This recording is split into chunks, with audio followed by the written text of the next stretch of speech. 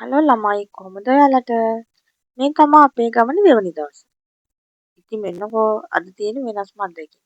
අපි අද යන්න හදන්නේ බෝට්ටුව එක. ඔයාලත් එන්නකෝ මේ වෙනස කොහොමද කියලා බලන්න. දැන් අපි ළමයි මේ ටුවර් එක පටන් ගන්න තියෙන්නේ. මෙතන ඉඳන් නාවික සැතපුම් 5ක් 6ක් වගේ තියෙනවා කියලා තමයි මෙයාලා කියන්නේ.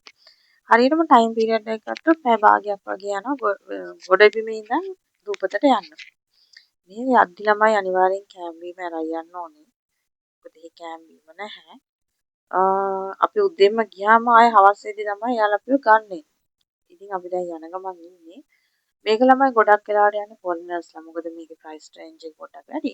හැබැයි අපි නම් ගමන මිස් කරගත්තේ නැහැ. ඉතින් ඩ්‍රින්ක් වෙන ඔයාලත් විඳින්න ඕන අත්දැකීමක් තමයි ළමයි මේක. මේ අත්දැකීම මගේ අරගන්න එපා. දැන් ඉතින් අපි එතනට ළඟා වෙන ගමන් ඉන්නේ ළමයි පේනවනේ ලස්සන. බෝට්ටු ගොඩයි, කට්ටිය ගොඩයි. ඒක ඇත්තටම වෙනස්ම එක්ස්පීරියන්ස් එකක් ළමයි. ඔන්න ඉතින් අපි විඩියෝ පොයින්ට් එකට ළඟා වෙනවා. බලන්න මේ රෝඩ් තීරේ තියෙන ලස්සන. අපි යනකොට තව එක්කෙනෙක් ආයෙත් යනවා.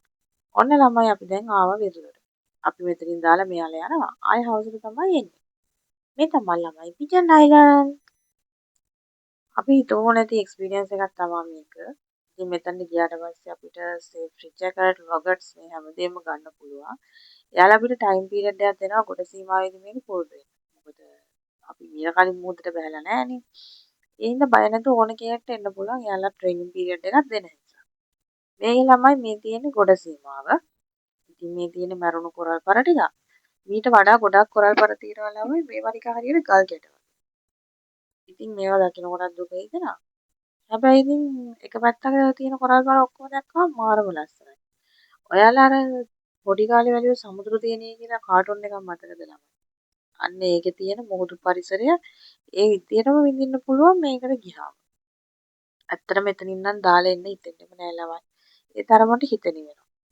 ඉතින් මේක එක පැත්තක් තියෙනවා තව ළමයි කොරල් පර විනාශ වෙලා.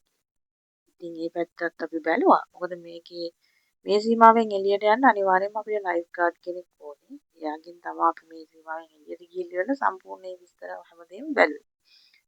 ඉතින් මේ චූටි කොරල් පර කෑල්ලක් හැදෙන්න අවුරුදු 10ක් විතර යනවලු ළමයි. ඒතකොට හිතන්නකෝ මේ චූටි කොරල් පර කෑල්ලකට අවුරුදු 10ක් නම් ඉතුරු කොරල් පර ඔක්කොම හැදෙන්න විනාශ වෙච්ච ඒවාට අවුරුදු කොච්චරක් යයිද?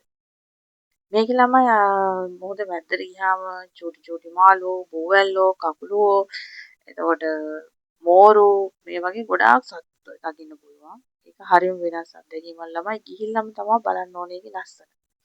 මේ තමයි ගොඩ සීමාව. ඊට පස්සේ මේ තමයි මැදදි ගත්ත එක ඡායාරූපයක් දෙකක් තියෙන්නේ. ඉතින් අපි ඒ ගමන ඉවර කරලා ගොඩබිමට ආවහම චූටි යාළුවෙකුත් හම්බුණා.